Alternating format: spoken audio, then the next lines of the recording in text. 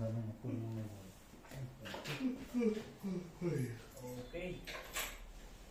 Well, let's begin the start. So, only four who are really determined to add more value, to add more market. But anyway, so where did we stop last meeting? So, na-discuss na natin yung Ohm's law, no, which is the basic, the fundamentals of electricity. No?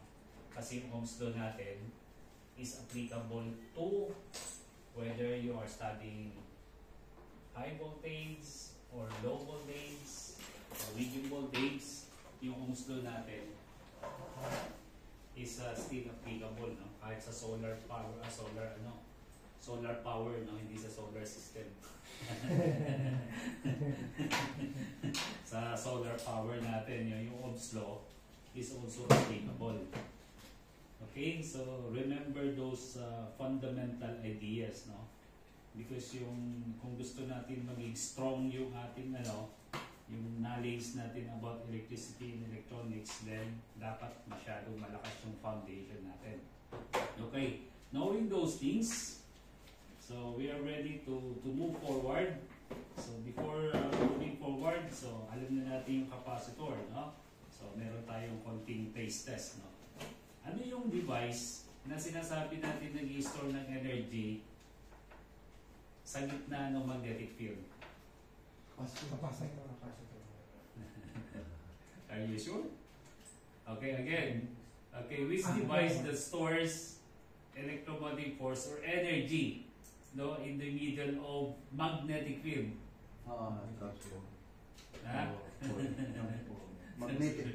Magnetic. Are you sure? O, di ba? Coil, hindi transistor. Coil, di ba? How about yung device natin nag-store ng energy pag merong electric field naman? Okay, yung capacitor naman siya, no? Okay.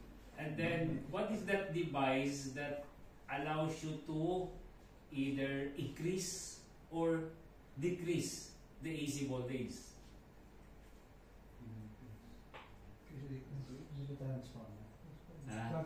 Transformer, di ba? Oh, dahil meron tayong Step down. Okay, if you want to increase, meron tayong step up transformer. Okay? So in the step up transformer, paano masasabi mo sa number of turns yung ikot sa primary at secondary? Pag step up, Mas mababa sa primary. okay, so mas maraming turns sa secondary kaysa sa primary kasi step up, no? Kasi the more number of coils, the higher the capacity to store or to produce magnetic field. Okay? Pag step down naman, the other way around naman, no? From more number of turns to less number of turns. So that's why we have the transformer. Okay, now, ano naman yung narinig nyo naman tinatawag natin na isolation transformer? Why isolation? No? Basically, dahil yung primary mo, walang any physical connection sa secondary. Yung transformer. Tinitignan mo yung transformer, kala mo buo siya, pero actually, nakaseparate yung secondary at primary. Okay? So, ang nangyayari, dahil meron kang, ito yung halimbawa, ito yung primary mo. Nakikita mo ba, Bray? Ito yung primary mo. Okay? Ito yung secondary mo. Okay. Walang physical connection between the primary at saka secondary. Tama? Sino nakapag-rewind ng transformer? Okay? So, di ba, ikot ka ng, tapos iikot ka naman ng walay na secondary. Pero hindi mo siya dinudugtong. Okay? Bakit? Kasi habang nag-i-input ka ng signal dito, nagkakaroon ng build-up ng magnetic field, di ba? Okay. Yung nagkakaroon ng build-up ng magnetic field, nadadali niyo yung secondary. Natatamaan ng magnetic field mo. Once na tinabaan ng magnetic field yung secondary mo, mag-i-induce siya ng voltage. So, ang tawag dun sa electrical yung Faraday's law. So, hindi na natin pag-araday, no? Narinig mo na yon yung Faraday's law. Okay? So, ibig sabihin siya, nakadiscover nito na pag in-increasean ko pala yung magnetic field na malakas, mag-i-induce siya ng voltage. So, papasa siya ng voltage. Bakit? Kasi sabi nila, pag meron daw current, sigurado merong magnetic field. Okay? Ngayon binaliktad niya, paano kung gusto ko magkaroon ng magnetic field, magpo-produce pa rin ng current. Kaya ginawa niya, nag-coil siya. Walang kuryente. So, anong ginawa niya? Kumuha siya ng magnet. Di ba magnet may magnetic field? Nung ginanon niya yung magnet na yun, nagkaroon ng current. So, it goes to show, whichever comes first, whether current muna, magkakaroon ng magnetic field, or yung magnetic field, magkakaroon ng current. Okay? Kaya yung nila, kaya kung mapapansin mo, di ba, pag nag-ano ka ng magnet, subukan nyo ng ganyan, nagkakaroon siya ng current. Kaya ginagawa nila, pag pinapasok mo yung magnet sa coil, nagkakaroon ng positive current. The moment na binigla niya ng gano'n, collapse ka agad yung magnetic field, mawawala ka agad yung magnetic field. Ano yun sa rheostat, sir? Ang rheostat, yun yung tawag nun. It's actually resistor ang rheostat. Malaki siya. Okay, pero actually it's a coil siya. Napansin niyo yung automatic voltage regulator? Di ba pag nagbabari yung parang rheostat din siya. Kasi siyempre kung ito yung, kasi ang wire, mo, parang wire lang din siya, no? So ibig sabihin ito may resistance to, ito may resistance, kung saan ka magtatap dito, may corresponding resistance yan siya. Okay? So pag nagkaroon siya ng corresponding resistance, nagkakaroon din ng corresponding equivalent voltage. Parang yung, alam niyo yung voltage divider, di ba? Di ba? May 12 volts ka. Gusto mo lang dito 5 volts. Okay? So, i-determine mo yung value ng R1 mo tsaka R2 in such a way na parang gusto mo 5 volts lang siya. So, similarly, ganun din yung coil. So, pag dito ka halimbawa nag-tap, parang binago mo lang din yung resistance niya. So, that means, di ba sa Ohm's law, V equal to IR. Okay. Pag yung resistance mo mataas, ano yung voltage mo? Tingnan mo yung voltage mo is directly proportional. So, ibig sabihin, pag dinaasan ko ng 2 times to, tataas din siya ng 2 times. Okay, so directly proportional. So, ibig sabihin, the higher the resistance, the higher the voltage. Okay? Now, ano ang relationship ng current? The higher the current, the higher the voltage. Tama? Kasi pag nakataas yung current mo, kasi directly proportional. Okay? Pero pag dinaligtad mo halimbawa I equal to V over R, yung I mo is inversely directly proportional pa rin, di ba? So yung mataas yung I mo, mataas yung V. Pero yung R mo nasa baba. So pag tinaas mo yung R, pag tinaas mo yung resistance, ano kaya mangyayari sa current? Bababa, di ba? Tama. Inversely. Pag sinabi inversely, kabaliktaran. Sige, subukan natin. I mo equal to 1 over 1. Ilan? 1 ampere. Taasan ko, ano ba? Ito yung R mo. Ito yung V mo. So, ibig sabihin, may voltage ako na 1 volt, may resistance ako na 1 ohm, 1 ampere. Subukan kong taasan. I-retain ko yung voltage na 1, gawin kong 2 ohms. Ilan na lang yung ampere mo? 0.5. O, see? Bumababa siya. Gawin kong 1 over 10. Tinaasan ko. 0.1. Yun ang ibig sabihin ng inversely proportional. Okay? So, kaya yung I mo tsaka R inversely. Siyempre, pag mataas nga naman yung resistance, yung pumipigil sa electron flow, natural, kakaunti lang siya, di ba? Eh kung yung resistance mo, maliit lang, mas marami yung dadaan. Okay? So, yun yung ibig sabihin ng Ohm's law natin. Ngayon, yun yung sa electricity. Ngayon, pagdating ng electronics ngayon, paano natin kukontrolin ngayon yung current? Diba sabi natin, electronics is something to do with controlling yung flow ng electronics. Pwede natin siyang i-stop, pwede natin siyang i-allow, pwede rin natin partially i-allow na gumana siya. Yung electronics natin, no? So saan nag-ooperate yun? Kasi, di ba, meron tayong materials na insulator, tawag? Insulator. Meron din tayong conductor. Pag sinabi na yung insulator, pag insulate, siniseparate mo. There's no way na makaka-flow yung electric current mo. Insulator nga eh, kaya pwede mo hawakan. How about yung conductor, like yung copper? So, it allows. So, pinapayagan niya na mag-flow yung electric current. Yun lang. And what is that material nasa gitna?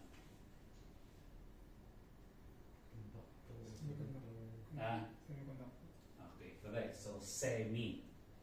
So, semi. That means semi, pwede siya maging conductor, pwede siya maging insulator. So, ibig sabihin yung conductivity level ng insulator mo, almost zero. Dahil binablock mo yung current mo eh.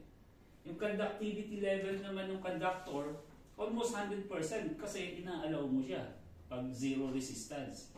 Ay yung semiconductor.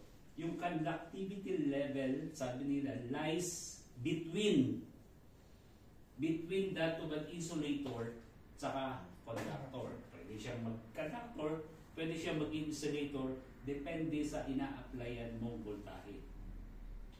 So, doon tayo ngayon sa electronics. So, sa ngayon, yung pag-aaralan natin dito is yung diode.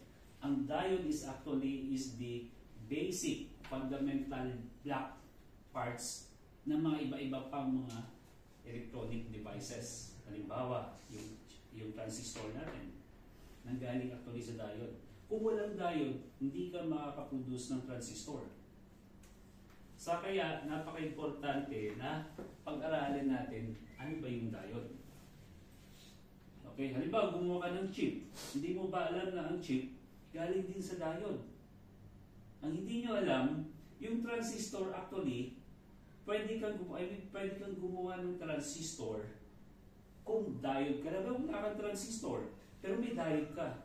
Actually, pwede ka makaproduce ng transistor. So, malalaman nyo yun mamaya.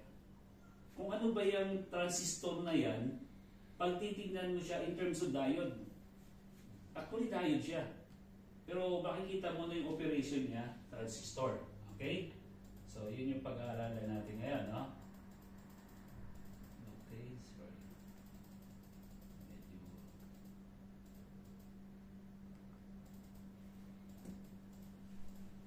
Okay. So, eto ngayon yung magiging flow ng discussion natin. Okay? So, of course, first we have to define ano yung diode. And then, we will proceed to intrinsic. So, medyo, siguro first time nyo na narinig ito mga word na intrinsic, di ba?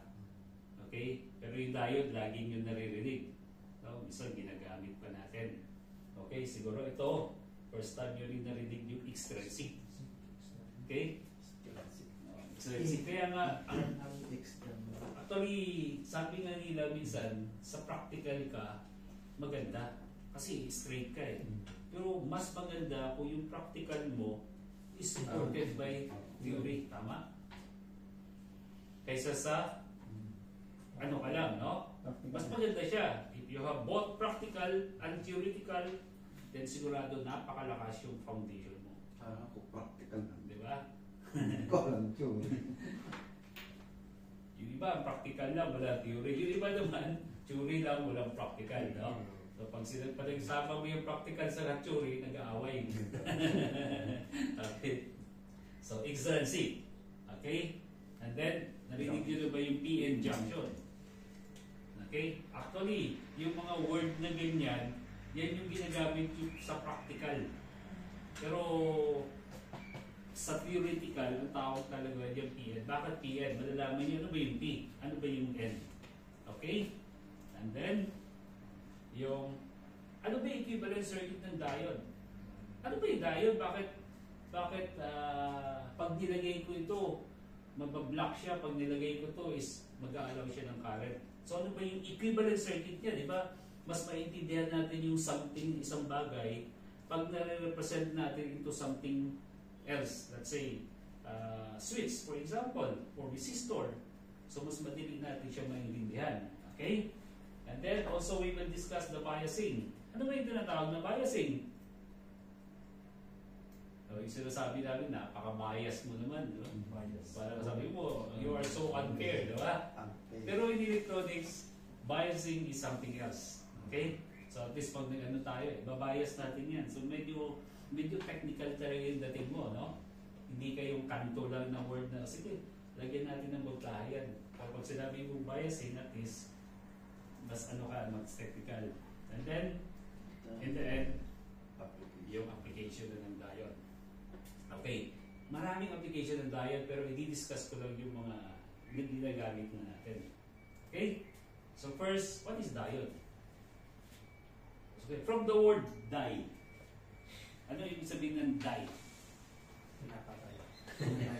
DIY, hindi yung DIE, ha? Tudas. Okay. Die means two. Okay? Two means die means two. So die. Okay. That means this is equivalent to two. Ano yung two na yun? Okay? Positive, negative. Ha? Ano yung diode? So basically, ang diode, ito. Okay? Nakita nyo? Two! Ibig sabihin, two terminal. Ngayon, ano yung two terminal na yun? Okay? That allows current to flow in what? One direction. One direction lang. Di ba? Pag war, pwedeng kabilaan. Pwedeng pag ganon, pero pag ganon. Pero ang diode pala, isang direction lang. Ay, anong direction? Ang tanong. High and other end. Parang yung bulb ng ano natin. High and low. Pwedeng siguro sa mechanical, meron tayong bulb na close, open. Close. Di ba meron ano na isang direction doon na bulb, hindi ka pwedeng mag o yung ano, sa mechanical yan. Similarly, sa electronics, meron din tayo yan. Sa mga tubo, ano? So, kung tubig, halimbawa, o fluids sa kanila, sa atin naman kuryente. Meron din tayong bulb, no? Meron din tayo one directional bulb, which is known as the diode. Okay? What else? So, yan na yun. Nakita na ba kayo ng diode? So, ito yan. So, ito dyan.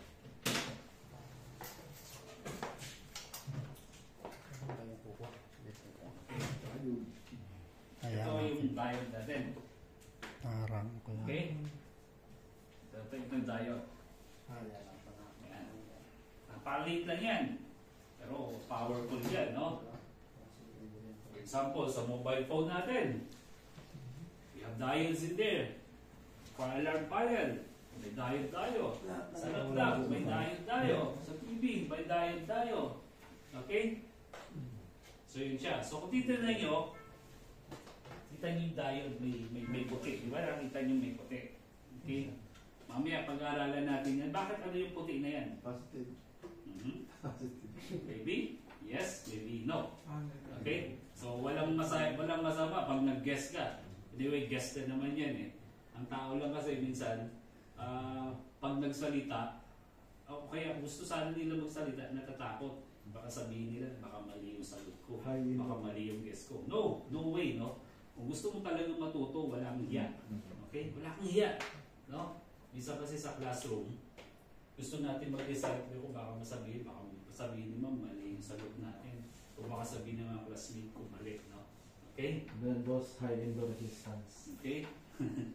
High in the other hand, low in the other hand. Okay. Now, this is the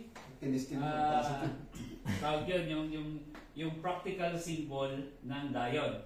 Ito naman yung tawag na yung electrical schematic symbol ng semiconductor diode.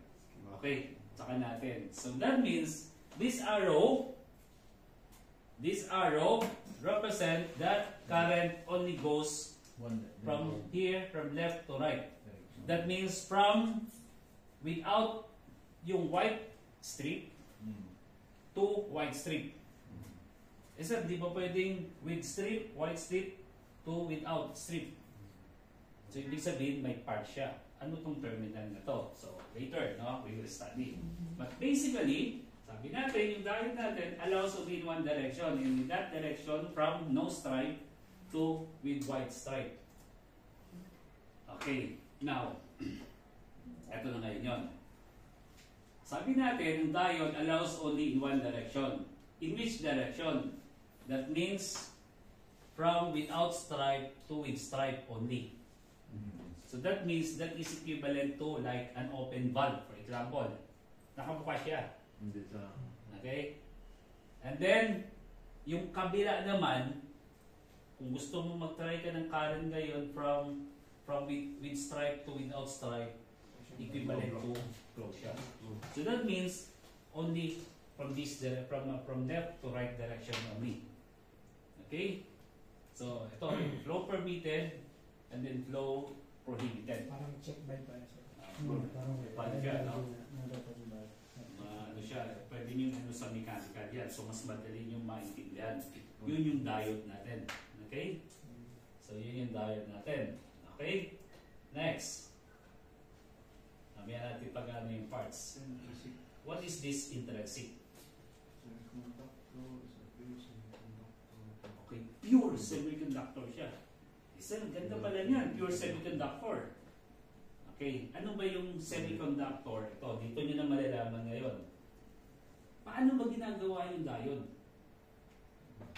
Anong, di ba meron tayo sa chemistry, may mga copper tayo, may mga aluminum, silicon, arsenic, boron, and so on and so forth. Yung chemical table natin. Okay, among those, ano ba yung ginagamit natin doon para makagawa tayo ng semiconductor? Okay? Okay. What are the materials na ginagawa natin to process and produce semiconductor components or semiconductor devices? Okay, there are two actually. Gold and Two common, not gold, not very expensive. No. Copper. Copper. copper. Maybe copper, that's a conductor, di ba? Copper is a conductor. But I'm talking about semiconductor.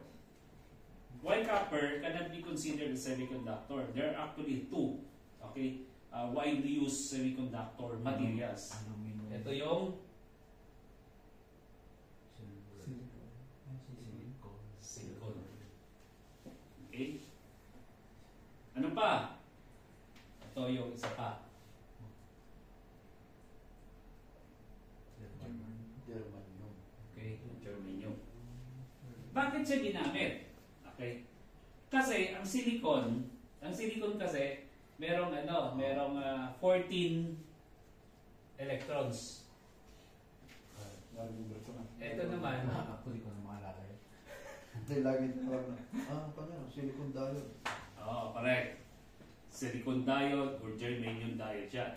So, ibig sabihin, yung diode, gamit niya silicon. Pero yung germanium, bihira siya ginagamit kasi masyado sa sensitive. Bakit sa sensitive? Kasi yung silicon pala, sabi nila, ito kasi yung structure ng silicon. Germanium, ang body niya, bakal. Pwede din siya, no? Kasi ang silicon, yung 14 ng electrons niya, meron siyang 4 sa pinakahuli. Okay? Ito yung ibig sabihin. Di ba sa solar system natin, yung pinakasentro natin, ngayon, yung sun, di ba? Yes. And then sunod, ano ba yung arrangement ng Venus. planet? Venus. Ano yung pinakauna? Mercury. Venus. Mercury, Earth, Mars, Venus, Uranus. So, di ba? Ito yung ano. So, ibig sabihin, yung bawat planet natin may orbits.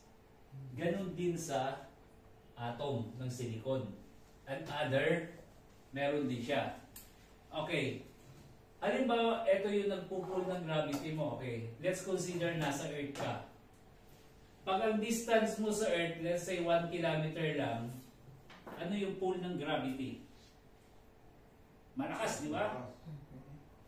Habang lumalayo ka sa Earth, ano nangyayari sa pull ng gravity mo? Humihina ka. Humihina na. Pwede ka nang tumalo na mataas. Ibig sabihin, itong 4 na electrons na to, yun yung pinakadulo na orbit. So ibig sabihin, ito, madali siyang umiskapo. Pwede niyang ipasa sa another atom. Diba? Ibig sabihin, pag napakalayo na ka na sa Earth, diba, kunting pitik lang sa'yo, lumilipad ka na kaagad, diba? Ganon din dito. Yung pinakadulo na electrons, madaling maka-escape, madaling mawala dito sa pull. Yung tawag doon is electrostatic force. Kung na-remember nyo yun, no? Ibig sabihin yung electrostatic force between nung pinakasentro mo, yung Earth natin, hanggang doon sa pinakalas, ang tawag dito valence, no? Electron. Balance complete. Okay, yung valence, ibig sabihin yung pinaka-outermost, pinakamalayo. So, ibig sabihin yung pinakamalayo electron, mas madaling sipahin. That means, yung force mo rito is less. So, madali siyang sipahin. So, kunting energy lang, di ba sabi natin, ang current only flows when what? When the electron transfer from, di ba, ito yung wire mo. When the electrons moves from one point to another point, di ba? Kailangan meron tayong movement ng electrons. Now, similarly, kung gusto natin magkaroon ng movement of electrons, we have to, what? Force these electrons to move from one atom to another atom. Okay? So anyway, masyadong technical na yan. Ang germanium ngayon, although meron siyang 32 electrons, pero yung pinakadulo niya pa rin, again, meron siyang 4 na valence electrons. Yun yung similarity nila. Okay? Yan yung similarity. Okay? Ngayon, bakit ginamit siya? Ginamit siya kasi yung silicon masyadong masyadong tawag nun. Yung easily available siya. Nakapunta na ba kayo sa beach? Nakapansin nyo sa beach minsan pag gano'n nyo natatamaan nung sunlight. Actually, mga silicon yun. Mga silicon siya. Okay, kumikislap na gano'n, no? Pag pinag-ipon nyo yan, parang kulay gray yan siya. Okay. Ngayon, ito yung popular materials na ginagamit para gumawa siya ng semiconductor device. So, hindi ko na-explain sa inyo. Ngayon, dahil mayroon tayong pure silicon saka pure germanium, ang tawag ng intrinsic. From the word intrinsic means pure. Kailangan kumuha ka pala ng mga pure. So kung meron ka sa bits, ipunin mo yun at makagawa ka ngayon ng pure na silicon, pwede ka lang gumawa ngayon ng semiconductor device. Okay? Yung germanium naman, medyo medyo bihira siya. Kaya mostly yung ginagamit silicon. Okay? So yung silicon injection hindi yun yung silicon na So ibig sabihin, pag meron ka ng silicon, pwede ka nang gumawa ng semiconductor. Okay? Ang tawag dun sa pure silicon saka pure germanium, intrinsic semiconductors. Kaya nga, kung mabasahin nyo dan, intrinsic semiconductor is a pure semiconductor material without any intentional impurities added to it. Okay? So, ibig sabihin, hindi pa siya talaga semiconductor. Pure pa lang. Ito tawag ng intrinsic. Actually, pag sinabi mong intrinsic, ano siya? Nakita nyo yung germanium. You see? Kung bibilagin mo yung electrons na yan, 32 yan. See? Pero 4 na yung nasa pinakadulo niya. Okay? Tingnan nyo. Yung silicon. 14. Ilan yung nasa dulo niya? 4 din. So, yun yung similarity nila. Okay? So, pag sinabing intrinsic, pure. Okay? Pag sinabi kong pure or intrinsic semiconductor, equivalent lang siya ng conductor. Ng isolator, sorry. Hindi pa nagkakandak ng current yan. Paano natin ngayon magagawa ngayon na parang conductor siya? Kasi sabi natin, ang semiconductor, Pwede maging insulator, pwede maging conductor. So pag may pure ka or intrinsic semiconductor, pure siya at insulator pa siya.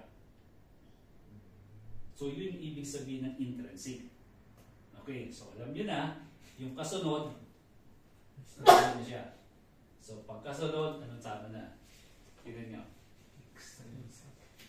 Extrinsic. Okay. That has been intentionally doped with impurities to modify its electrical. Ibig sabihin ganito yan. Pag may pure ako na silicon, pag sinabi kong pure or intrinsic, ano siya? Insulator or conductor? Insulator, di ba? Pag sinabi kong pure or intrinsic, insulator siya. Paano ko siya maging conductor? So, ang gagawin ko, magdodope ako.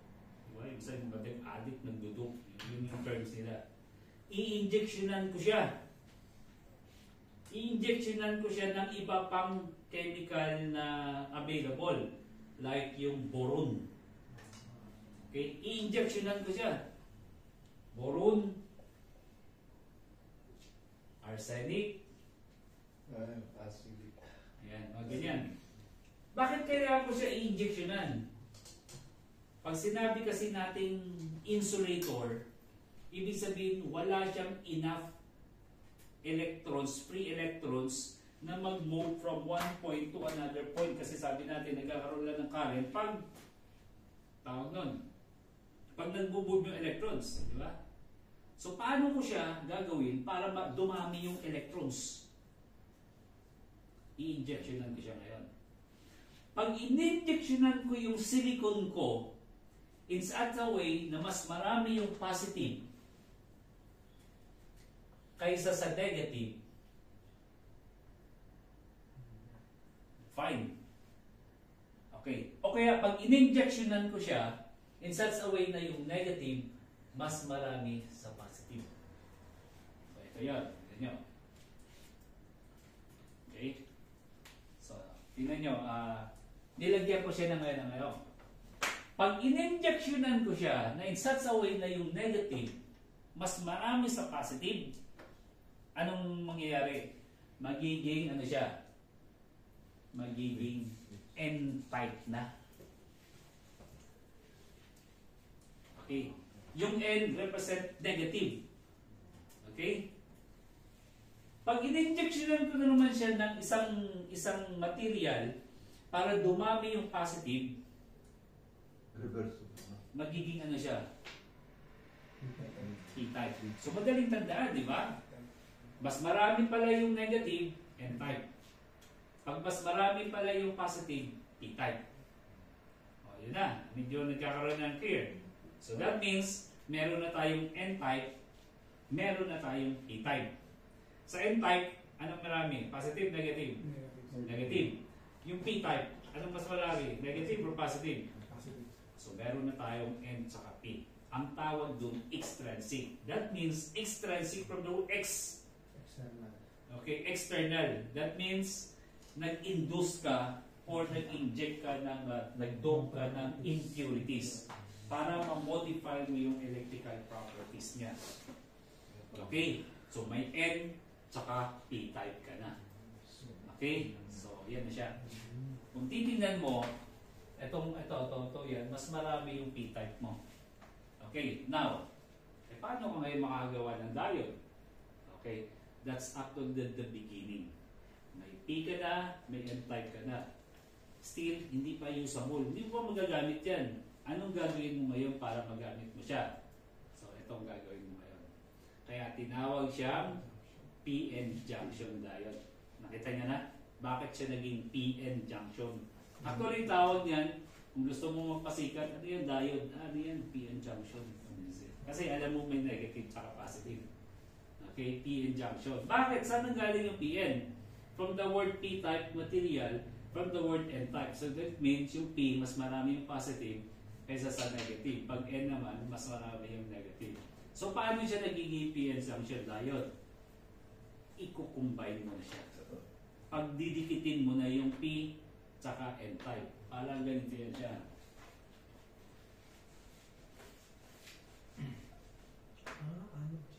So, So, meron kang P. Ito na yung P. Mas marami yung positive. Positive kaysa sa negative. Okay? Positive kaysa sa may negative din siya.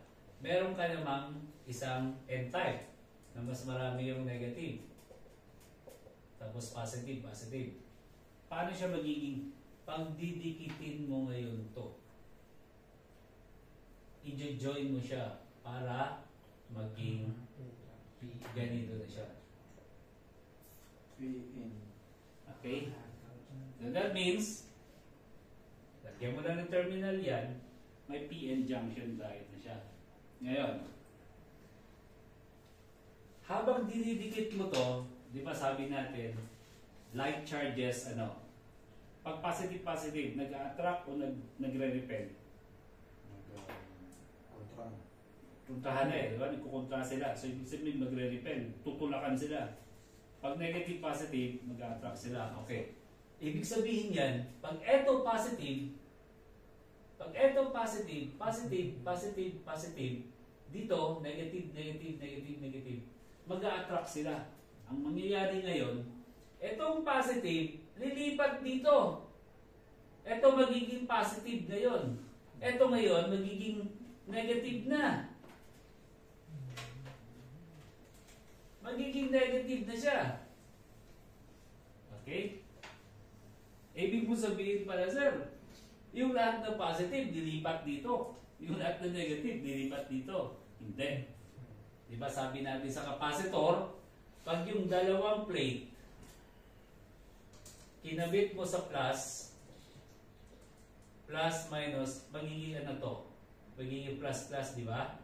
Ito magiging minus. So that means magkakaroon ka ngayon ng magnetic field o electric field? Electric field. Electric field, di ba? Magkakaroon ka ng electric field ngayon. Ganon din dito, nagkakaroon din ng electric field. Pag yung di ba pag electric field, nagkakaroon ka ng voltahe? Tama? Yung voltahe na yun ang pipigil sa mga iba pang positive na lumipat sa negative, saka yung negative lumipat sa positive. Ang tawag na term doon is what? Barrier. Potential barrier. Potential barrier. Correct. Okay. Kaya sa potential barrier, for silicon, ano ang potential barrier niya? Okay. Sa germanium naman, ang potential barrier niya, maliit lang. So, ibig sabihin, nagkakaroon ngayon ng barrier dito, potential barrier. Or, ang tawag din dito is what? Depletion region. So, sige lang, huwag nyo ng yan. Hindi naman siya, no? Gusto ko lang pakita sa inyo kung paano siya. Nagkakaroon siya ng depletion region. Okay. Now, yung P, material, sabi natin positive, okay? Ang tawag doon sa diode. Okay, anode na siya. Ang term yan. Ito naman okay, cathode. So nakakita niyo, you see? Anode tsaka cathode. So pag nakita ng diode ngayon, sige, asan na yung diode dyan? Ito. Asan na yun ang anode dyan? Asan ang cathode? Yung walang puti, anode, cathode. Yung anode, sir. Okay, yung may puti. Yung cathode. Okay, correct. Okay, so see, madali nyo na lang di ba? Yung may puti, cathode, yung anode. So pag may nakita kayo, pag nakita nyo nakakabit doon anode, so alam nyo na, yung anode niya. Okay. So ang tawag ngayon doon is PN junction diode. So anode, cathode. Okay? Next. So, yun na yun. Yung naglilipatan na siya. Okay? So, at least alam niyo na kung anong nangyayari sa loob. Kaya, pag kaya napansin niyo yung ginawa natin humidity, doon sa black. Di ba ang daming diode? Kasi, nakakonect siya ng series. Ilan yun? 4 ata, 5. O, sabihin natin 5, 4. O kung may 4 ako na silicon 0.7, ilan yun? 12. 2.8. Diba? 2.8 na. 2.8 ngayon yung drop ko. Okay, so yun yung diode natin. Okay? Okay, next. Ito ngayon yung importante lang to. Okay. Ito yung diode characteristic. No? Sa diode characteristic, so may tanong kayo, wala? Proceed na tayo. Okay, sa diode characteristic, kung papansin ninyo, nahati siya sa dalawa.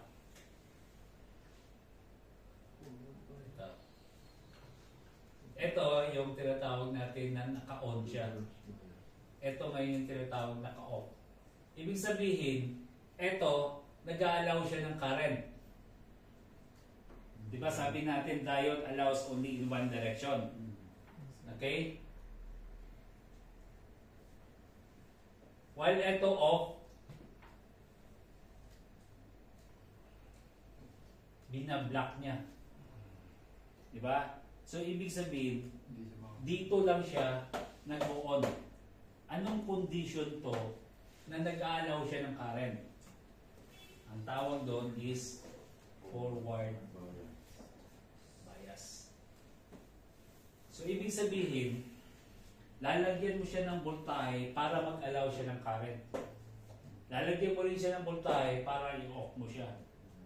Okay? So, yun yung tinatawag na. So, ibig sabihin ganito yan. Di ba ito yung 0.3 germanium. Ito 0.7 silicon. Kung ang voltage mo is less than 0.3, yung current mo, ito yung current mo, 0 yan. Pero the moment na sinobrahan mo siya, ibig sabihin, yung puwersa, ito halimbawa, kung ang puwersa ko rito napakaliit. Halimbawa, yung bigat nitong TV equivalent to 0.3. Pag in-apply kong force dito, 0.2, hindi siya gagalaw.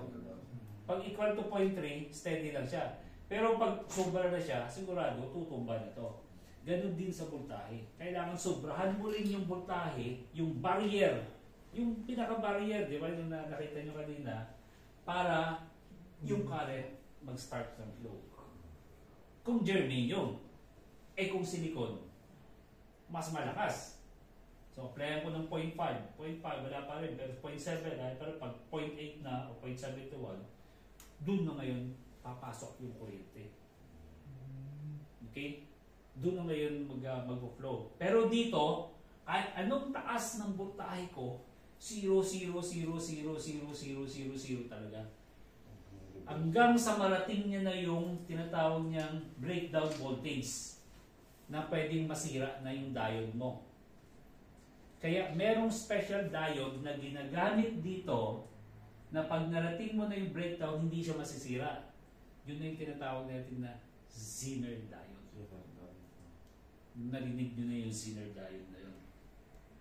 Okay, pero kung silicon diode lang or rectifier or ordinary diode lang, pag naabot mo to, boom, masisira yung diode mo.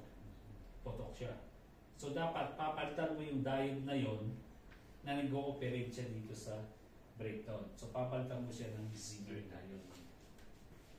Okay? So that means meron kang rectifier diode or ordinary diode sa silicon Zener diode magkaiba. So ibig sabihin yan, pag nag-a-apply ka ng voltahe rito na 0.3, halos 0 pa yan. No? Dito, halos 0 pa yan.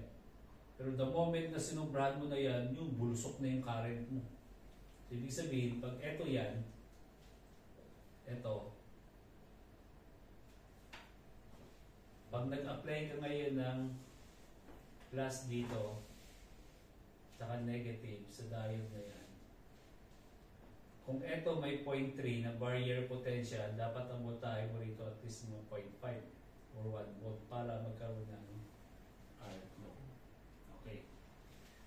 So, sige lang. At least alam nyo na yung forward bias. Yung forward bias is the condition na kung saan nagpo-flow yung current. But it must be greater than yung barrier potential mo. While yung reverse bias is the condition in which current is completely blocked. Okay? Forward allows current to flow. provided that the voltage applied is greater than 0.3 for germanium or greater than 0.7 for silicon. Okay? Okay. Paano ko malalaman kung forward bias o reverse bias na siya? Isa madali lang mag-flow ng current. Paano ko siya i-connect sa voltahe para mag-flow siya ng current? Okay? Yan lang na. So, yun yung tinatawag na Parallel at saka.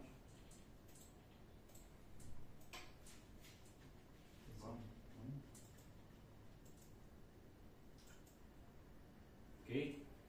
So, pag ano siya, pag nag-allow siya ng current, it's equivalent to short circuit na switch. Okay? So, yan na siya. Ito yan. Paano mo malalaman kung naka-forward bias siya? Basahin niyo to. Forward, ibig sabihin, nag-allow na mag-flow yung current, di ba? Kasi equivalent to closed switch na siya. Di ba? Ano siya condition?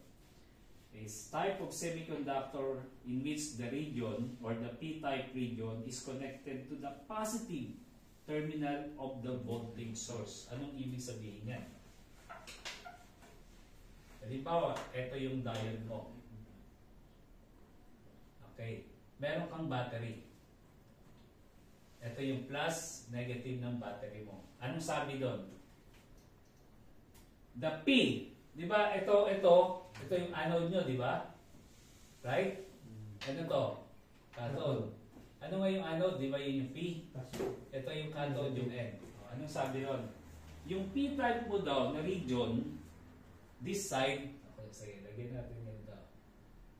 Yan. Ito yung P, ito yung N. Yung P mo daw is connected to what? Positive terminal. Positive terminal. Asa yung positive terminal? Ito. That means, nakakonect siya dapat doon. Okay? Eh, yung N-type naman daw, saan nakakonect? Negative. Sa negative. So, dito siya. Okay. Now, halimbawa, naglagay ako ng 0.1 volt. Magpo-flow yung current? Hindi. Halimbawa, sabihin natin silicon to. Sabi natin, magsa-switch on lang siya kung yung positive daw ng battery mo nakakonect sa anode. Do you think enough to siya? Dahil kinonect ko lang sa positive? Hindi, di ba? Ano ba yung pinaka-blockade, pinaka-barrier mo na silicon? Ilang volts? Di ba? So dapat, sa point 1, kahit na yung positive mo nakakonect sa anode mo, still hindi pa rin mag-flow yung current. Another condition na ma-meet mo, dapat mas masobra sa 0.7. Pwede mo na rin ng 1 volt. Okay? Ang tawag ngayon doon, kung saan ang positive ng battery mo connected to anode or P-type, saka yung negative mo connected to cathode or N-type is known as forward bias. Okay, forward bias yan. Forward, forward, ibig sabihin mag-aalaw yung current. That means positive to positive. Positive terminal to anode to P-type. The negative to negative. Okay? So, yun yung forward bias mo. Ano naman yung reverse bias? Yun naman yung walang magpo-flow na current. Okay? Walang magpo-flow. So, kailan mo gagawin na para walang mag-flow? So, mamaya makikita niya yan pag in-apply natin sa alarm system natin. Okay? Kailan siya mag-flow? Yan. Sahin niyo. Connected to the negative terminal. The Okay, voltage correct. source. Pag ibig sabihin, pag eto naman siya, nakakonect na naman siya sa negative. Yan ang connection ng sa solar. Okay? Para hindi maka-flow yung current mo. Ganyan yung connection. Kailangan mag-reverse bias siya. Nakaparallel siya. So at least alam nyo na bakit nakaganon siya dahil ayaw nyo mag-flow yung current mo. Okay, so ang tawag dito naman is yung reverse bias. Okay. Reverse bias pa. Okay. Ang tawag naman dito is forward bias. Okay, so dalawa lang yan. Forward saka reverse. Pag tama yung kabit mo dun sa positive negative, forward. Oo. Pag binaligtad mo, reverse. Mm. Okay. So, ito yan. Halimbawa, sige. One application. Pero doon sa forward, kailangan ang flow ng voltage more than 0. Depende kung silicone o German yung gamit mo. 0.3. Ano ba ito? Light. Ang German yung more. Positive, negative. Meron akong battery. Plus, minus. Okay, kakabitan ko ng diode. Na halimbawa 12 volts. Iilaw hindi. Yung light ilan ang Sabi mo, sige, 12 volts 12 din. volts. So, iilaw hindi. Ito yung diode ko. Ito yung P ko, yung anode. So, dapat sanayin nyo na anode, cathode. Okay? iilaw siya. Iilaw siya hindi. Iilaw. Ilaw siya, di ba? Kasi sabi natin, Flow. close usage. So that means ito, equivalent siya ng close switch. So yan, anong tawag dito na bias? Forward. So iilaw siya. Okay, ngayon, baliktarin ko ngayon ito.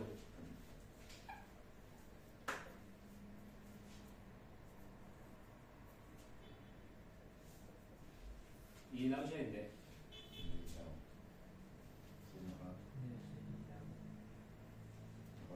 Naka-reverse na. Bakit? Diba sabi yo, yung tingnan mo naman, ito yung P, nakakonect na naman sa cathode. Diba? So, ibig sabihin, equivalent to open switch. Normal open. Okay. Ngayon, sige, meron akong device dito. O circuit na polarity sensitive. Dapat nakakabit positive. Ano ang gagawin ko para kahit na magkamali ako ng lagay ng power supply, hindi siya gagana to?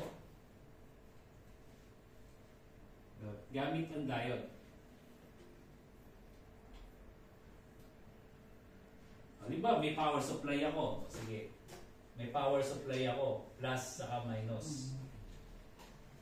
Diba? Minsan naanga-anga ka, hindi mo alam na yung ikakabit mo pala yung positive, negative. So, nang gagawin mo, it's such a way na para kahit na magkamali ka ng kabit ng battery mo, hindi masisira yung circuit mo. Protection. Ito parang protection. Okay. So, ipapara Parang rin fuse. Parang fuse. Parallel mo dito? Parallel. Ano siya? Sa taas yung anode or cathode? Ano? So, ganun siya. Yan. Okay? Sige. Kinabitan ko siya ng... Kinabit ko ngayon to yung positive. Doon. Okay. Anong mangyayari? Tuloy-tuloy pa rin. Nagana pa rin. Tuloy-tuloy to. Ibig sabihin, equivalent sa open to or close? Close. Magko-close. Okay, close. Anong mangyayari? Gagana yung circuit mo, hindi? Hindi siya gagana. Diba? Ang gagana ng circuit mo, diba ito? 9 volts. Hindi siya gagana kasi once na nag-forward bias to, di ba pag sinabi natin silicon, 0.7 volts lang to. Halimbawa, ito kailangan 9 volts. Parang nangyari ngayon, pag nilagay ko ng battery ko na ito yung circuit ko, parang ito 0.7 volt lang ang magpa-power. Di ba? Hindi siya gagana. Kulang, mahina. Although, yung diode mo, magpo-forward siya. Pero hindi siya gagana. So, ano dapat? Okay? So, para mabilis tayo, lalagyan ko ngayon ng ganito. So, Serious pa rin. pag ginamit ko yung plus sa anode, di ba magpo-forward to? So, ibig sabihin, pasok to. Eh, nagkamali ako.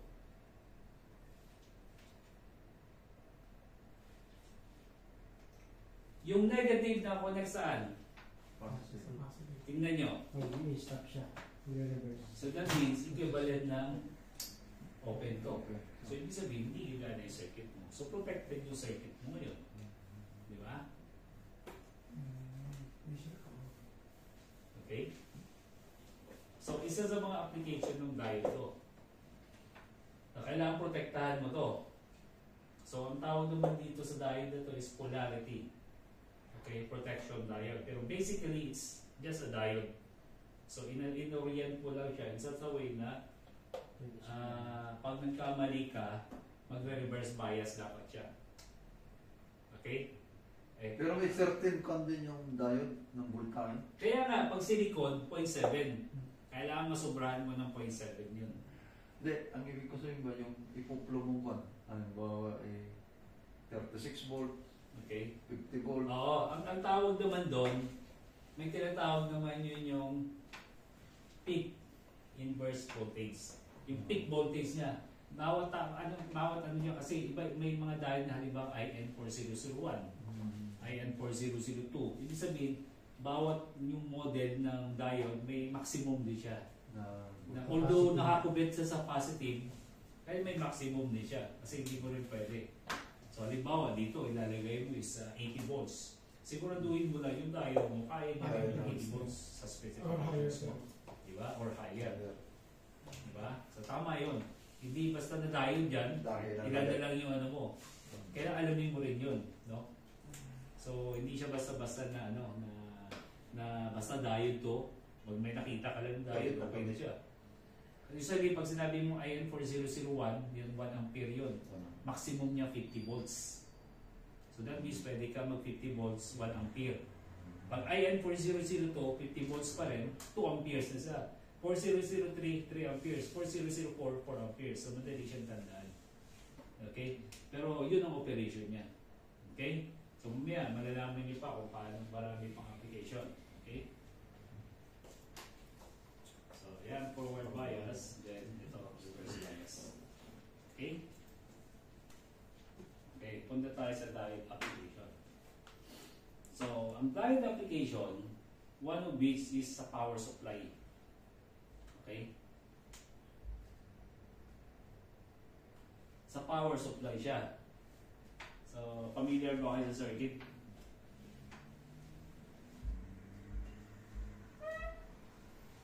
Okay. Okay, ang tanong. Anong voltage ang available dito? AC or DC? AC, di ba? Outlet natin. Okay, meron kang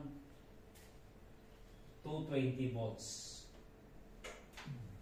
AC. Okay. Hindi naman yung mga circuit natin, usually, mga mabababa lang ang voltahe niyan. So, anong gagawin natin para bumaba ang voltahe? Yung mga nadaanan natin. Okay. Anong transformer? Very good. Step down. Correct. Okay. So, meron kang step down na transformer. Okay? So, step down. Sabi na, sige, konti lang. Kasi step down niya eh. Sabi nila, mas marami siya. So, step down transformer. From 220, output mo, halimbawa, 12 volts lang. AC pa rin. Ini-step down mo lang. Eh, ang kailangan ko, yung may polarity. DC. Okay? DC. Okay. Again, recall. Pag sinabi mong AC, alternating positive tsaka negative. Kaya tawag AC. Alternating current. Yung DC naman, either positive, wala siyang negative. Or only negative. But that both at the same time. Unlike sa AC, positive, negative, positive, negative, positive, negative. Dito naman sa DC, pag sinabi mong DC, DC, kasi positive volts lang, negative volts lang. Okay, ang tanong, AC siya, eh kailangan ko ng DC. Diyan ang kailangan ng diode. So, papasok na ngayon yung diode. Ibig sabihin yan, yung alternating gagamitin na yon, ang positive, negative, kailangan positive lang ang makuha ko or negative lang ang makuha ko. Para DC na siya.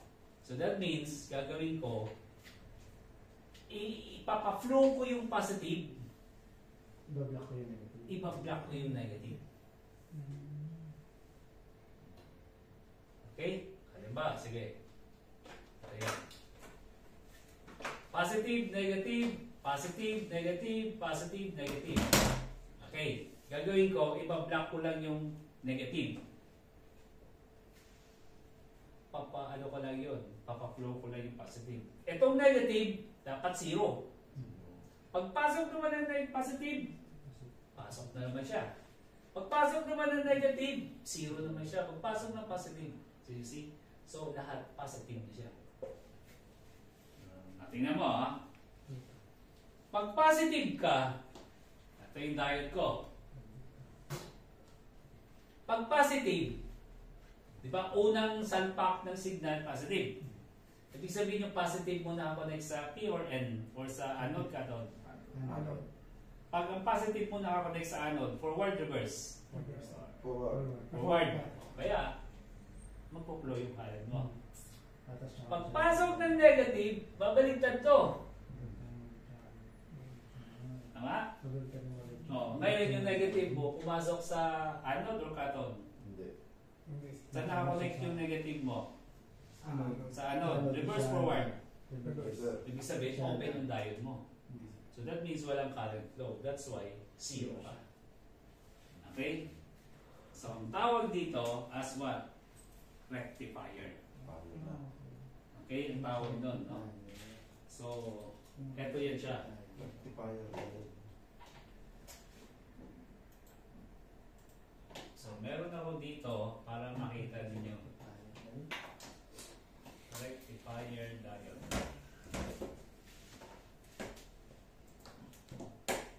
So, eto, kung wala kayong breadboard, pwede nyong magamit ito. Yan.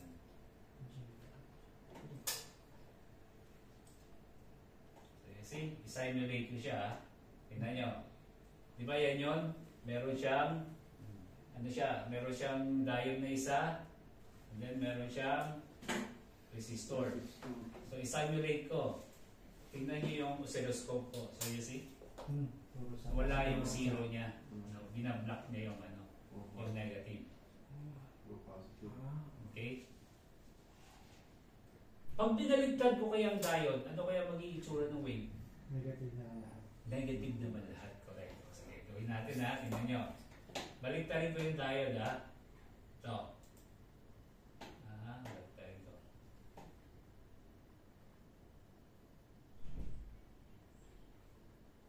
Ayan. Okay, simulate natin. See? Reverse. Nasa baba na siya. Kailangan. Basahin ko lang muna yung message sa anak ko. Okay. Netflix. Reverse bias. See? Anak, reverse yung bias. Yan naman siya. Nagpo-forward siya sa Ito negative. yung lumalabas sa Nag-reverse siya. Netflix ko. Reverse na. Okay? So, positive ka na lang. Ngayon, ang tanong, kaso fluctuating siya, no? So, kung sa radio yan, anong gagawin mo nga? Para mapalinya mo, mapastraight mo siya? Anong ilalagay mo? Okay, capacitor. Okay, sige, subukan natin ha. Tingnan natin anong mangyayari. Lagyan natin ng capacitor para mag-connect na yung kaalaman ninyo. Okay. So, tingnan muna tayo sa Filter positive. mo siya. Filter na. Filter na siya ngayon. So, capacitor. Type nyo lang dito, capacitor. Okay? Capacitor. O, dito tayo sa polarized kasi power supply natin DC. So, dito tayo ngayon. Electrolyte. So, usually yung capacitor, ito, linya, ito yung negative. Negative. Di ba? Ayun, Ito white. yung negative. White line. Okay, anyway, so negative, lalagyan na lang natin ng wire. So, ito negative, so dapat dito natin ilagay sa negative. Yan, tanong yung correct yan. negative. Okay? Hindi ko na lang ayusin ha. Para ito na lang sa positive. So, breadboard din yan ha. Tignan mo. Tingnan natin. I-simulate natin. Lakihan natin. Taasan natin. Baka masyadong mababa. So, capacitance niya 1 microfarad. Voltage rating 4,700. Galit na. 470 mo na. microfarad. 25 volts. Natin na yan. Baka late lang ha.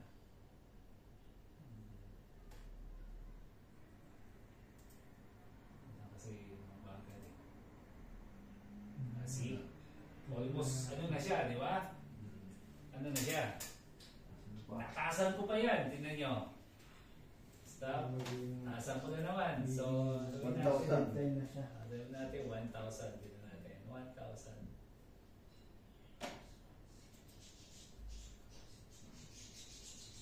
So, may ano na siya, di ba? So, habang tinataasan mo siya, wala na yung masyadong fluctuation. Kunti-kunti na lang. So, kaya yun ang charge, di ba yung sinasabi ko sa'yo, charge is charge, charge is charge, charge is charge, charge is charge. So, yun yung capacitor mo. Kaya makita nyo yung voltahe nyo sa TV, di ba? Ang lalaki ng capacitor. Minsan dalawa pa. Minsan tatlo pa. Kasi tumutulong mag-smooth nung ano doon. Mag-refine ng output voltage nyo. So, pag tinanggal ko to, siyempre, pag pinutol ko yan,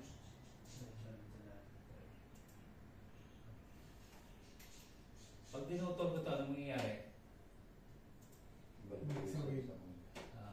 So, pag nakita mo na low voltage siya, ay, mukhang may sira yung capacitor. O, see? So, isa sa mga sa troubleshooting yan.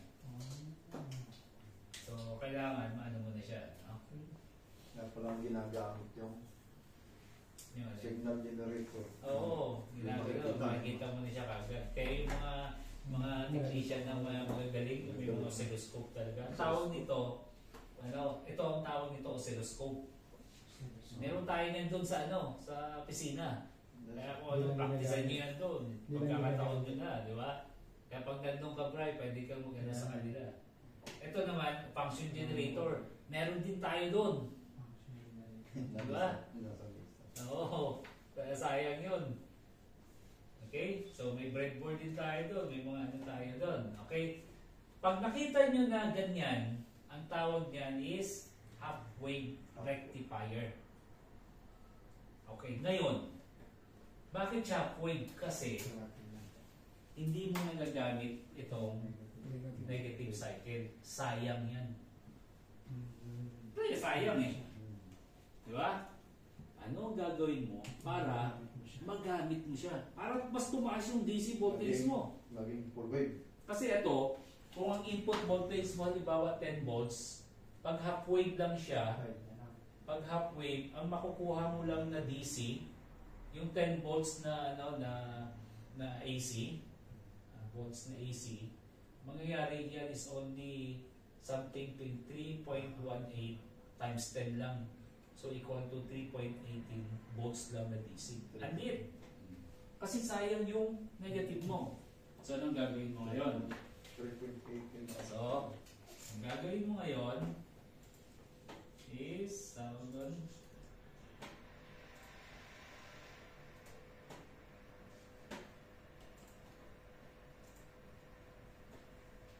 gagamit ka na ngayon ng 4 na diode.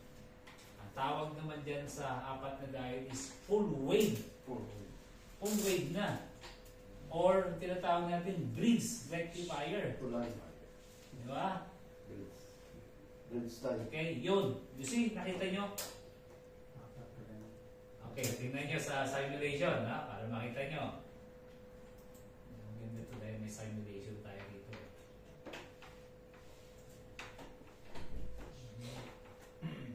Stop. Pwede sa mga anak nyo ito, ganito. Ganda ito. Dahil wala ka ng breadboard. Tinker mo pa. Tinker ka. Ayan, no? Diba? 4 na diode yan. Tingnan nyo ngayon, i-simulate ko. I-click ko ito simulation. Simulate. Oh, you see? Diba? Nagdikit-dikit na siya. Ibig sabihin yan, half wave yun nasa taas, ito na ang full wave. Inalaw niya yung positive, inalaw niya pa yung negative, pero positive pa rin. Okay? So, ganun na siya. So, positive, positive, positive. Ngayon, ang tanong, paano ko na-convert ng positive to?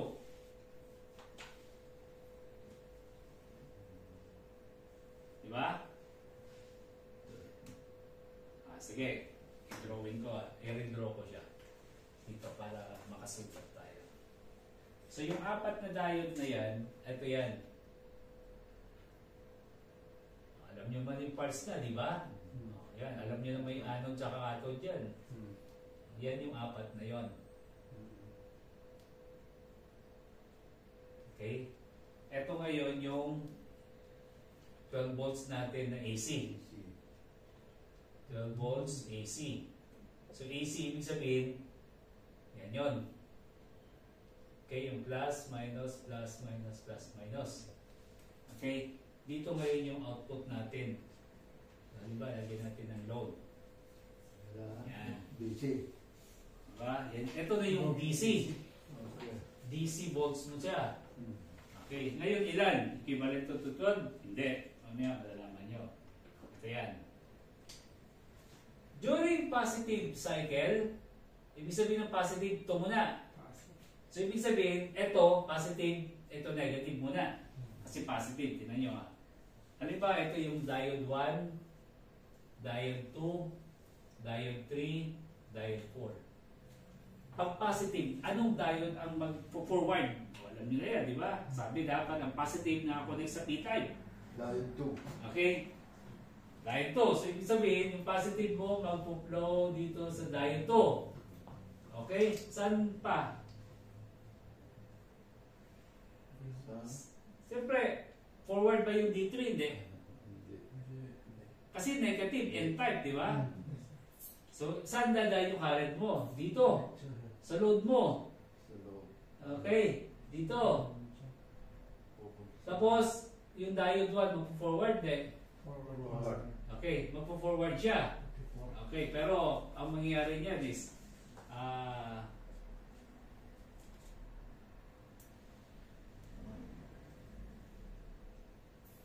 tama. So instead na mag-ano siya sa D1, dito siya babalik siya, ito, babalik siya ng positive, di parang short.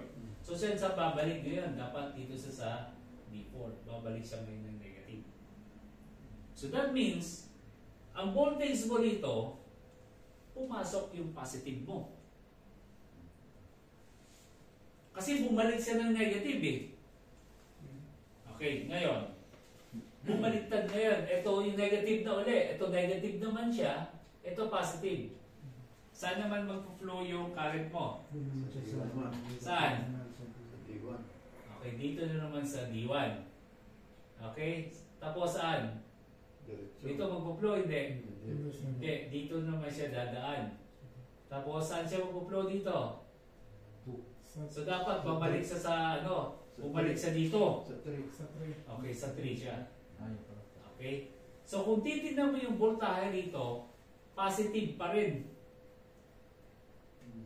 Okay? Nakita nyo ba bakit positive? Tingnan nyo ah. Dito kanina, Positive. di ba, positive, tama? Kasi nakakonect to dito sa positive. Tingnan nyo, yung negative na, saan nakakonect to? Tingnan nyo ah. Yung negative na, saan siya nag-flow? Dito. Di ba? So that means negative to. Okay? Tapos nag-flow siya rito, then pumunta ng ano? D3. Hindi. D2. Di ba? Pabalik ng dito. So saan ito nakakonect ngayon? Hindi. Negative dito, tapos flow siya dito sa D3. Tama? D3. So, saan nakakonect to? D3 papunta saan? So, negative. May- Positive. Hindi, positive. So, ibig sabihin positive pa rin. Kaya positive pa rin yung nandun. Ngayon, mas mataas ngayon ang DC nito. Dahil that is something 638. 0.638 ng input voltage mo. Eh kung may 10 volts ka, so 638 times 10, ilan siya? 6.38 volts. Mas mataas siya, di ba? Dahil ginamit mo na yung negative cycle mo. So yan yung full wave rectifier o bridge rectifier. So, okay. So pag may nakita kayo na ganun lang, up no, isang diode lang. Okay? Meron pang isang version ng full wave rectifier, dalawang diode lang. Pero kailangan mo ng center tap transformer. So parang ganito ang connection niya, no? Oo, ito. Balik ko ito, ha? So parang ganito ngayon yan. So transformer mo, halimbawa ito. Okay? Yan. Meron kang center tap. Ibig sabihin center tap. Pwedeng 0 to. Halimbawa ito 12, ito 12. So that means kung 12 lang gamitin mo, 0 tsaka 12 lang.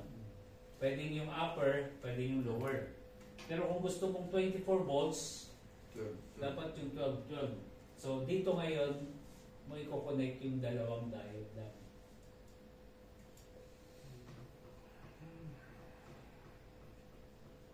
Ito yung load mo. So dalawang diode lang siya, pero kailangan mo ng center tap transformer. Sige. Paano naging full wave? So ganito pa rin yan. Positive, negative, positive, negative, positive, negative. Okay. Tignan mo ha. Pag positive cycle, plus, minus, plus, minus. So, okay. Anong mag-ano ngayon? Diba ito diode 1, ito diode 2. Okay, pag positive cycle, anong diode na mag-on? D1 or D2? D1, di ba? So that means kung positive yan, magpo-flow yan dito. So that means ito positive. Kasi yan yung load mo. That means mapasok yung negative. Ito wala. Okay? So that means walang contribution to. Pero pag ni-negative mo na ito, positive, negative, positive, ano ngayon ang mag-on naman? Yung D1 dito. Dito. Di ba positive to? Magpo-flow dito. Ano to? Positive pa rin. So that is why yung output mo dito, positive, positive, positive, positive. So lahat positive siya. Kaya kung gusto mo lagyan mo ng capacitor para medyo mas smooth siya. Okay? So yun yung application ng diode mo. So yung center tap yun ang parating negative na. Oh, yun yung mo, parang pinaka-ground mo na siya. Ground na siya. Yung pinaka-common mo. Okay? So usually pag nag-common ka, yun yung negative voltage natin.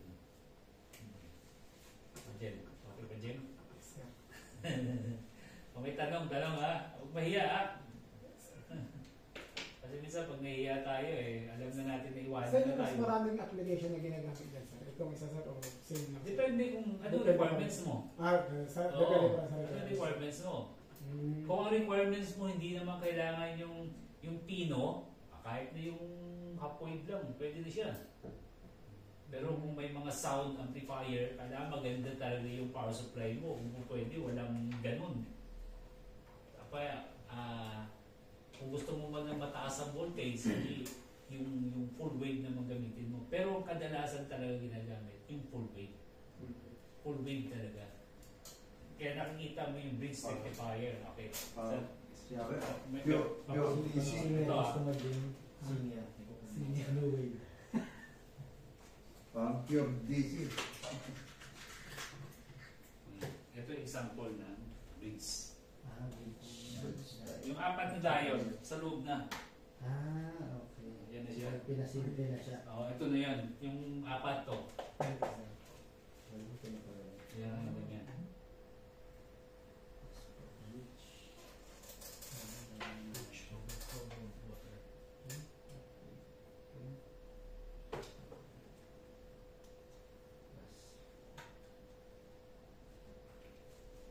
Okay, other application. Ito na yung inano ko sa inyo kanina, yung reverse polarity protection circuit, no?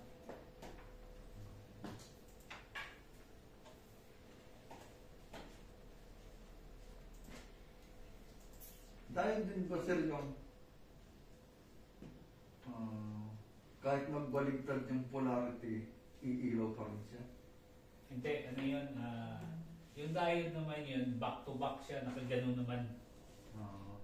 Makita mo may diode ka na ganon, tapos yung isa ganon, baliktad. Baliktad na.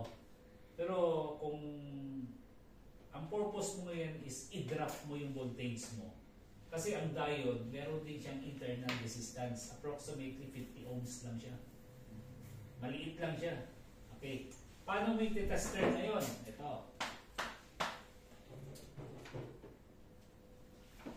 Saan yung diode? See? Asan yan ang positive? Ito, ang anode. See? Pag analog na Japan, baliktad to. Usually ang pula positive, pero pag sa Japan negative to. Saan ko ikakabit to? Di ba? Internally negative to. Saan ko ikakabit to para mag-forward bias yung diode? Sige, so ito natin. Sige natin. Dalawa lang naman yan. Sige, itong anode. Okay, ito yung cathode. Okay, tingnan nyo kung papalo. Okay. That means reverse bias siya. Okay? Ibig sabihin, baliktarin mo. Negative to, i-connect mo sa cathode. Okay? Yung positive, connect mo sa anode. Tingnan mo. So you see. So that means okay yung tayo mo. Pero pag dito ka, pumalo pa rin, palitan mo rin tayo. Sure na yan. Oo. Kasi sabi natin, only one direction. Hindi na nag-o-open close. Diba? Only one direction lang siya. So, kailangan, ano siya? Multi-direction na eh. Butas na. Hindi na nag-o-open close. Kumbaga sa ano mo. Sa valve mo, butas na siya. Hindi na Hindi sumasala. Ano siya? Okay? Sige lang. Ngayon, dito natin ito. Ito ngayon yung sa alarm. Yan. Nakapansin nyo yan. Klaro ba sa inyo? Kasi palakin natin. Yan. Sana palakin natin yan. See? Anong nakapansin nyo? Sino nag-install ng bagong fire alarm? Sa may sounder circuit. Yung in-install natin dito. Di ba sa sounder may nakalagay positive, negative? Okay na to? Yes, sir. Barahin ko na? Sige. Pagkatapos nito, mag-break tayo konti para Copy na. nasa wala tayong kape. Dito Tayo. Right? Ito. Sa panel natin, siyempre may sounder, no? May sound. So, siyempre may zone ka, halimbawa, zone 1, meron pang zone 2. Diba? Positive, negative, positive, negative. Para yan sa detector. Meron din siyang sounder circuit.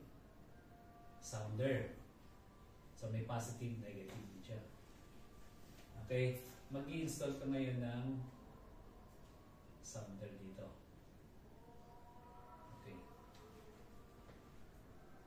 Pag kumuha ka ng tester, di ba pag positive to, ikakabit mo yung positive ng tester mo, di ba? Multimeter mo, voltmeter mo. Yes. Pero ang masusukat mo hindi positive voltage. Subukan nyo yan. Pagdating nyo sa opisina, may bago tayo dun sa workshop, di ba? Yes. Buksan nyo yun, i-power up nyo yun, kuha kayo ng multimeter, yun, subukan nyo ngayon yung voltage sa positive, negative. Papalo siya ng negative. Actually, dun nalilito yung mga technician. Negative to bakit nakasulat to positive?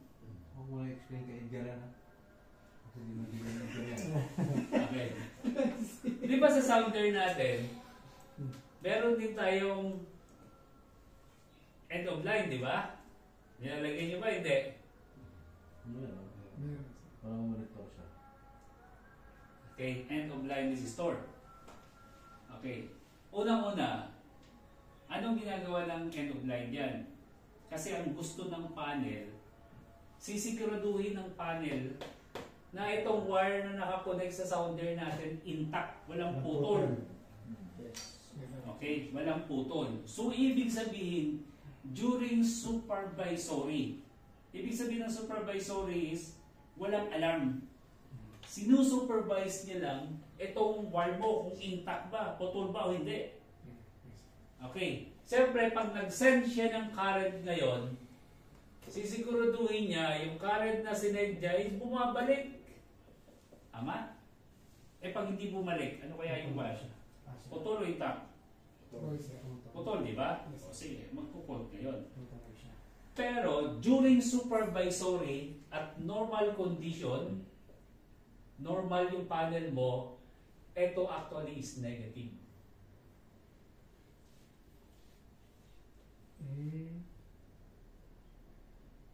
Siyempre, pag nag-connect ka ng bell, yung bell mo, dapat siyempre positive yan, negative.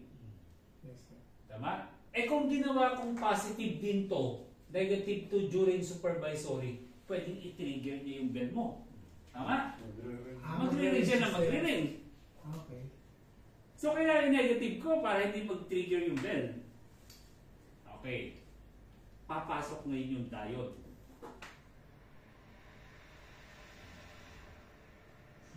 Paano may kakabit yung diode in such a way? Kasi ang bell, kailangan hindi siya mag-ring na negative. So, gagawa ko ngayon, siguraduhin mo na yung diode na yon during negative na papasok, yung power supply mo, magre-reverse, hindi makukonekto. That means magsiseries ka rito. Lalagyan mo siya ngayon ng diode na ganito. You see? Reverse bias. Diba? Okay. During negative, di ba? Negative yan. Saan nakakonect yung negative? Sa anode, sa cathode? Sa cathode. Ha? Sa- Ano to? Anode. Anode, di ba? Yung walang straight anode. Reverse siya, forward. Forward. Forward. Reverse. Ayun. Pag ang negative nakakonect sa opposite, Reverse. reverse. Reverse. Di ba? Negative nakakonect sa positive, sa P. Reverse. Reverse. So, ibig sabihin, hindi dadaan yung current mo rito dahil putol to. Kailangan niya na. Di ba open circuit yung... Ay, hindi siya babalik. Yes, sir. Di ba open circuit yung ano natin? So, ibig sabihin reverse. dadaan lang ng resistor mo. Yes, sir. Pero at alarm condition, Magre-reverse. magiging positive na to. Mag-actual na to ngayon na positive. Okay? That means, pag positive na, saan nakakonect yung positive mo? Sa positive din. Sa anode din. So, hindi na inaano ng resistor, dito niya yung iti-trigger niya ngayon. Hindi na siya. Okay. Pero, don't worry. Kasi yung mga sounder natin, may mga internal diode niyan. Kaya tingnan mo, you see, nandun na yung diode sa loob. Yung sounder mo. Pero at least alam ninyo. Yung mga technician kasi, okay, nakalagay doon positive, negative. Pag nilagay ng tester, uy, bakit negative to? Mali ata itong ano ah. Hindi nila alam na initially at normal condition, negative, positive siya. At alarm condition, positive, negative siya. Doon lang siya Okay. nagkakasal. So ang tawag dito is reverse. Reverse voltage. Ang tawag naman dito is forward voltage. Sa fire alarm yan ha. Sa fire alarm. Okay? So, alam pwede niyo ko na. lang mangyari na pag nag-short na yung diode, pag kabit mo naman, magre-response siya. Oo, posible siya. Kung halimbawa, mataas pala yung reverse voltage mo, posible siya mag-ring. O kaya kahit di mo mag-ring, at least may rinig ka maingay, no? So kailangan patahimikin mo siya. Kaya lalagyan mo siya ngayon ng diode na magre-reverse bias yung diode. Na pwede palang mangyari. Kahit normal condition, pag kinabit mo yung bell, pwede siya mag-ride. Oo, lalo na yung gong lang, yung ano lang, di ba? Pwedeng kahit nabaliktarin mo yun, magkaano yun eh. Magbe-bell siya eh. Di ba solenoid lang yung gong, ganun lang oh. Coil naman yun. Oo, yung coil lang, kahit baliktarin mo siya, pwede siya. So, yun yung mga hindi alam ng technician na iba. Doon sila na-confuse. So, at least alam nyo na dapat namomonitor lagi ng panel mo yung linya ng sounder mo without affecting the bell. Okay, the bell only acts when at alarm condition. Babalik ta rin niya na ngayon yun. So, yung diode niya yun, magpo-forward bias na papasok na yung current mo. Saan naman? Ano mo? Paano nagre-reverse yung Yung ito, yun yung circuit to. You see? sa Konansya, ano tawag? Yun na yun ha. Yun yung circuit. Sa relay naman siya. Ayan, tingnan nyo. See? Tingnan nyo. May relay ka. Kaya minsan narinig mo yung relay. During supervisory, tingnan nyo ha. Ito yung supervisory. Tingnan yung polarity ng supervisory. Negative, positive. So, tingnan nyo. Nakakabit yung sa negative. Negative na connect sa anode. Reverse forward. Reverse, di ba? Reverse. O, so, ibig sabihin, hindi papasok dun sa bell mo. Hindi rin siya papasok dito. Hindi rin siya papasok dito. Pero dadaan siya sa resistor. Babalik siya ngayon. During alarm, pipitik na yun to. Tik. Baliktad. Tik. So, papasok na yung positive. So, forward na ngayon yun. Forward na. Mag-bell na siya. Okay? So, mag-trigger na doon yung relay. Oo. Kasi tama na yung Oo. tama na yung Switch. polarity niya na Oo. supply. Tama na yung supply mo. Yung pala maglilip ng pulaan na. Oo.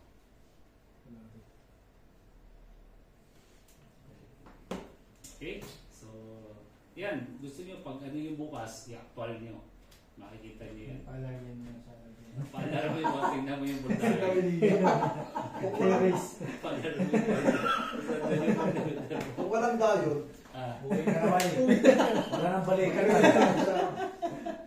O kung mga ano lang yan, yung mga ano, posible siya kung mataas ang kanyang supervisory voltage. Ito, tignan mo ito. Kung mataas kung mataas yung kanya, Oo, ito siya. O, para secure. Actually, ginagawa din yan sa FM200. Mapapansin mo yung FM200 pag nagme-maintenance, di ba may nakikita kang diode? Ganon din ang purpose niya sa diode niya. Okay? So, ano lang yan, isa sa mga practical application talaga ng diode yan, no? Pero usually, tinuturo lang sa eskwelahan, yung ano lang, yung rectifier, half wave, full wave. Pero ito, hindi tinuturo. Hindi tinuturo yan. Okay? So, doon mo malalaman ngayon na pag may theory ka at saka may practical, na-explain mo bakit. Okay? So, next.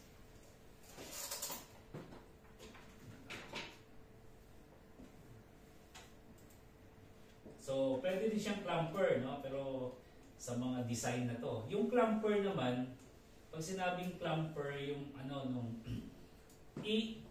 tingnan nyo tingnan nyo to, naka-intact pa rin yung input mo. Pero itataas niya lang, kung ibababa niya, without actually changing the appearance ng input mo, di ba? So, ito yung zero mo. Ginawa niya, kinamp niya lang, kinaklamp ko siya, tinaas ko siya, you see? Nasa above zero na siya. Pwede rin na ibababa ko. Okay? Pero sige lang, hindi nyo naman ano yan. Kinaklap nyo, ginagamit yan sa mga communication. Ito, ano yung aware ba kayo dun sa flyback ng TV? Di ba? Di ba ang TV, ilang voltage ang flyback ng TV? 1,000 volts, di ba? 12 Di ba? 1,000? 12 kV. Oh, 12 kV. Just using diode. Pero low current. Okay. Ang tawag naman dito is voltage multiplier. So, ibig sabihin, using yung diode, combination ng diode sa capacitor. Di ba capacitor nag-store ng energy? Okay. With the combination sa diode mo, namumultiply mo yung voltage. So, hindi mo na kailangan yung step-up transformer.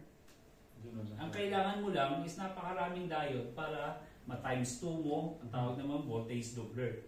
Kung gusto mo naman tatlo, voltage tripler. Pag gusto mo naman yung apat, voltage quadrupler. Okay? So, yung sa flyback. Kaya pag binuksan mo yan, ito mo yung flyback mo. Kung pala siya. Oo. Yan, ganyan yung ano. Nakaparallel na siya. So, nakaparallel siya na may gitna sa capacitor. Hindi siya actually na parallel na exact parallel. DC pa rin ang voltage. Oo, na- DC pa rin yan. DC pa rin siya. Okay, so sige lang, wala nang ano nang application yan eh. Hindi nyo na kailangan yan. Okay? Sige, break muna tayo. Transistor na naman tayo. Okay. Yan, transistor may PA din yan. Kapit tayo ay. Oo. Ano, kami na. Wala Pwede ka ko ba? din yan. PNP. Pwede ka Ano naman yan, ano kumain. na ang diet mo yan. Tamas. Pero pag ganito yung transistor, may PNP, oo. Di ba?